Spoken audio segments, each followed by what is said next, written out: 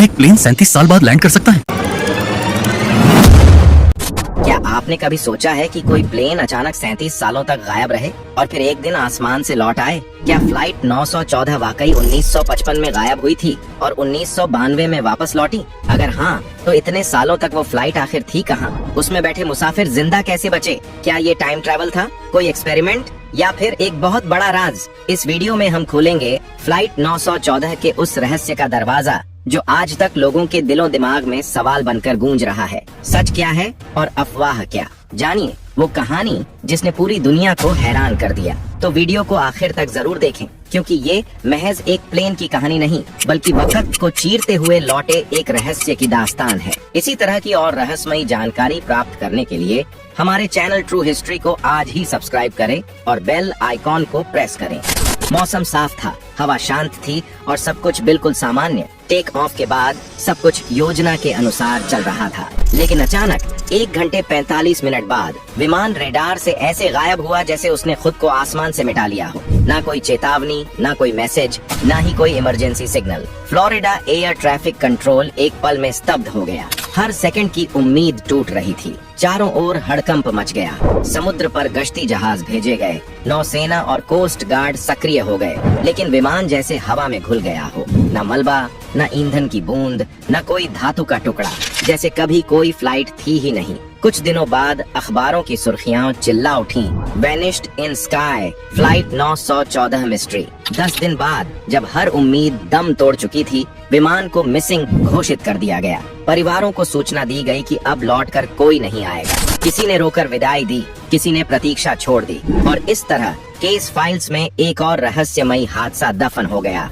Presumed crash, no survivors, case closed. लेकिन क्या वाकई यह केस बंद हो गया था? क्योंकि 37 साल बाद एक झटका दुनिया को फिर से हिला गया। 1992 वेनेजुएला। एक एयर ट्रैफिक कंट्रोल ऑपरेटर की निगाहें अचानक एक पुराने मॉडल के विमान पर जा टिकती हैं, जो बिना किसी पूर्व सूचना के लैंडिंग गियर नीचे करता है। जब वह ग्राउंड से संपर्क करता है तो उसके रोंगटे खड़े हो जाते हैं। पायलट खुद को कैप्टन मिगुएल विक्टर बता रहा है और फ्लाइट नंबर वही पैन एम 914। वो विमान जो 1955 में गायब हुआ था, समय की रेखा को चीरते हुए 37 साल बाद प्रकट हो गया था। बिना बदले, बिना उम्र के असर के, जैसे वक्त ने उसे छुआ ही न हो। अब सवाल उठते हैं, क्या यह टाइम ट्रैवल था? क्या यह किसी बड़े पर्दे की स्क्रिप्ट थी, या फिर कोई ऐसा सच जिसे जानबूझकर दुनिया से छुपा लिया गया? आज हम उसी रहस्य की परतें खोलेंगे, तर्कों, तथ्यों और शक की रेखाओं के साथ, ताकि आप खुद तय कर सकें कि क्या हुआ था उस दिन और उस दिन के 37 साल बाद। 1992 वेनेजुएला के आसमान में एक भटका हुआ अतीत। काराकस शहर की सुबह हमेशा की तरह व्यस्त थी। सिमोन बोलिवर इंटरनेशनल एयरपोर्ट पर जहाजों का आना जाना जारी था। रनवे पर सुबह की धूप गिर रही थी और कंट्रोल रूम में सब कुछ सामान्य लग रहा था। लेकिन फिर रडार स्क्रीन पर एक साया उभरा। एक ऐसा विमान जिसकी न तो कोई पूर्व सूचना थी, न ही उसका ट्रांसपॉन्डर सिस्टम के किसी रजिस्टर में मौजूद था। रडार पर उसकी मूवमेंट, उसकी ऊंचाई, उसकी दिशा, सब कुछ वैसा लग रहा था जैसे 1950 के दशक की कोई तकनीक अचानक लौट आई हो। कंट्रोल रूम में बैठे अधिकारियों ने पहले इसे कोई पुराना मिलिट्री जहाज समझा या शायद किसी प्राइवेट कंपनी की भूल, लेकिन जब रेडियो पर उससे संपर्क किया गया तो जो आवाज मिली उसने पूरे कमरे की रूह जमा दी। This is Pan Am flight 914 requesting permission to land from New York to Miami. पल भर के लिए जैसे वक्त रुक गया हो। कंट्रोलर एक दूसरे की तरफ देखने लगे। डर और अविश्वास उनकी आंखों में साफ झलक रहा था। पैन अमेरिकन एयरलाइंस तो पिछले साल 1991 में बंद हो चुकी थी और फ्लाइट 914 वो तो 37 साल पहले गायब हो चुकी थी, बिना किसी सुराग के। तुरंत पुराने रिकॉर्ड्स की पड़ताल शुरू हुई। कोड्स मिलाए गए, कॉल साइन चेक किया गया और फिर जो सामने आया उसने हर संदेह को हकीकत में बदल दिया। कैप्टन का नाम मिगुएल विक्टर, वही नाम जो फ्लाइट 914 की उड़ान सूची में दर्ज था। ट्रांसपॉन्डर कोड भी वही। सब कुछ जैसे समय ने उस उड़ान को वहीं रोक दिया हो जहां से उसने विदा ली थी। एयरपोर्ट प्रशासन तुरंत हरकत में आया। सुरक्षा बलों को तैनात किया गया, मेडिकल स्टाफ को बुलाया गया, इमिग्रेशन टीमें अलर्ट हो गईं और तभी घोषणा हुई, Pan Am flight 914 clear to land on runway 5।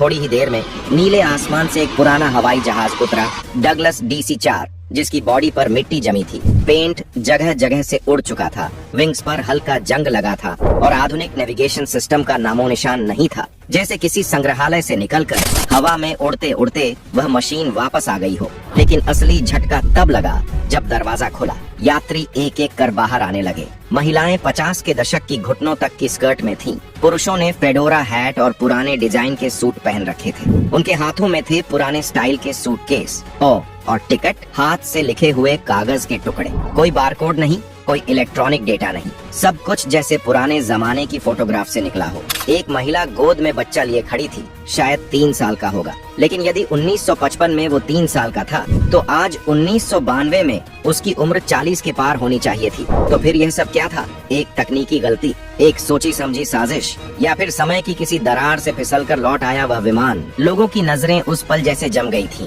Caracas airport पर हर किसी का चेहरा हैरानी से भरा हुआ था। उस पुराने धूल सने विमान से जब यात्री बाहर निकले तो उनका चेहरा किसी भ्रमित इंसान की तरह था, जैसे वो किसी दूसरी दुनिया में उतर आए हों। घटना की शुरुआत सुबह 9:15 बजे हुई थी और कुछ ही घंटों में यह खबर मीडिया तक पहुंच गई। देखते ही देखते न्यूज चैनलों की हेडलाइंस में एक ही बात थी, सालों बाद लौटी रहस्यमयी फ्लाइट। क्या टाइम ट्रैवल हुआ है? टाइम ट्रैवलर प्लेन ने लैंडिंग की। हर जगह हड़कंप मच गया। कैमरे चमकने लगे, रिपोर्टर्स की भीड़ उमड़ पड़ी और सरकारी एजेंसियों की सक्रियता अचानक तेज हो गई। एयरपोर्ट पर इमिग्रेशन ऑफिसर हुवान दे ला कोर्ट को जांच के लिए विमान के पास भेजा गया। उसने जैसे ही पूछताछ शुरू की, पायलट ने अचानक दरवाजा बंद कर दिया और बिना किसी अनुमति या संकेत के विमान दोबारा उड़ गया। सब हैरान, स्तब्ध और डरे हुए बस आसमान की ओर देखते रह गए। वो विमान फिर कभी नहीं देखा गया। इस घटना ने पूरी दुनिया को 2 हिस्सों में बांट दिया।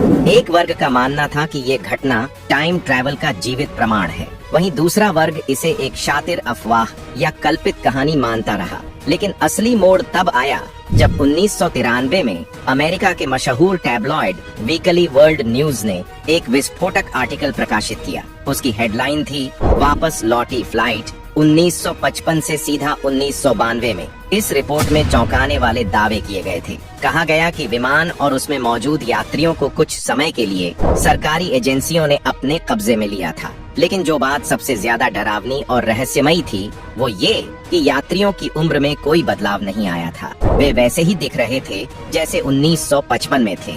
न कोई झुर्रियां, न कोई बूढ़ापन।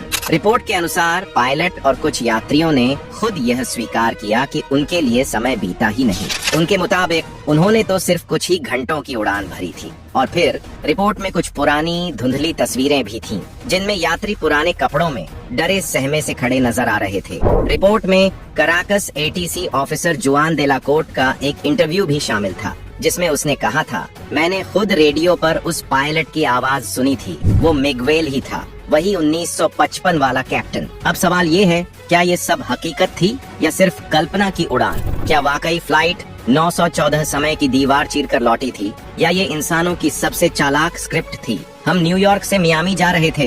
ये सुनते ही कराकस एयरपोर्ट के कंट्रोल टावर में मौजूद अधिकारी क्वांदेला कोटे चौंक गए। सामने खड़ा विमान, उसमें बैठे लोग, उनकी वेशभूषा, सब कुछ 1950 के दशक जैसा लग रहा था। जैसे ही फ्लाइट 914 ने लैंड किया, कोटे ने नोटिस किया, न रडार पर सिग्नल, न कोई मॉडर्न कोड, और फिर उसे चुप रहने के लिए मजबूर किया गया। एनडीए साइन करवाई गई और धमकी दी गई, अगर कुछ बोला तो अंजाम बुरा होगा। लेकिन सालों बाद एक अखबार ने ये कहानी उजागर कर दी। रिपोर्ट्स में दावा किया गया कि इस फ्लाइट को सीक्रेट मिलिट्री बेस पर ले जाया गया। यात्रियों पर गुप्त टेस्ट हुए और ये सब टाइम डायलेशन या डायमेंशनल रिफ्ट जैसे सिद्धांतों से जुड़ा हो सकता है। सरकारें मुकर गईं, लेकिन सवाल अब भी कायम है, अगर ये झूठ था तो कोटे जैसा अनुभवी अफसर इतना बड़ा रिस्क क्यों लेता? लेकिन हाल ही में कई फेक खबरों का सच जानने वाली न्यूज साइट्स ने इस पूरी कहानी पर से पर्दा उठाया है। उन्होंने बताया कि पैन अमेरिका का इस नंबर का कोई प्लेन नहीं था और न ही ऐसे प्लेन ने उस दिन उड़ान भरी थी। ये पूरा कारनामा 1992 में अमेरिका के किसी लोकल न्यूज एपर की कारगुजारी थी, जिसने ये फेक खबर पब्लिश की और आज तक लोग इसकी वजह से धोखा खा रहे हैं। क्या थी प्लेन की पहेली? 21 मई 1992 में अमेरिका के एक लोकल न्यूज़पेपर प्लेन के गायब होने और वापस आने की खबर पब्लिश करता है। यहीं से इसकी शुरुआत होती है। हेडलाइन थी, प्लेन की पहेली।